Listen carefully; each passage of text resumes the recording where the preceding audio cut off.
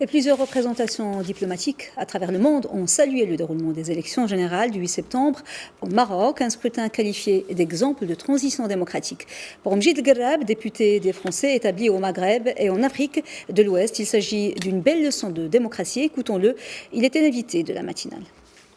Écoutez, nous, on est venu observer dans le cadre de la délégation accréditée par le CNDH, le Conseil national des droits de l'homme, pour l'observation des élections, avec plusieurs milliers d'autres observateurs internationaux. Et effectivement, nous, on a été assez impressionnés par la fluidité, par la manière très transparente dont les élections se sont déroulées.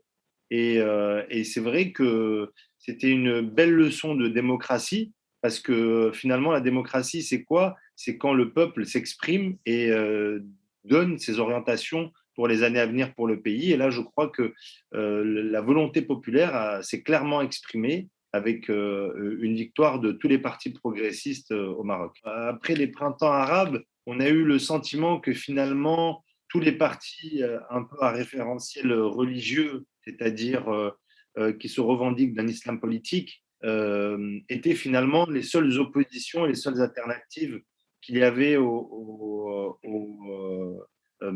partis traditionnels en place depuis la fin des indépendances. Mais en réalité, on a vu depuis 2011, le parti PJD au Maroc a régné pendant 10 ans à la tête du gouvernement. Et donc, on voit bien que quand tous les partis politiques et quand il y a une vraie expression démocratique avec l'épreuve du pouvoir, on voit bien qu'il y a des alternances et que on peut passer de partis conservateurs et à référentiel religieux comme de partis progressistes à référentiels libéraux, etc. Donc la vérité, c'est que le Maroc, oui, a démontré encore une fois que c'est un pays qui est en avance en réalité sur ce qui peut se produire dans les pays du monde arabo-musulman. Et donc, il faut le regarder de près et suivre son exemple.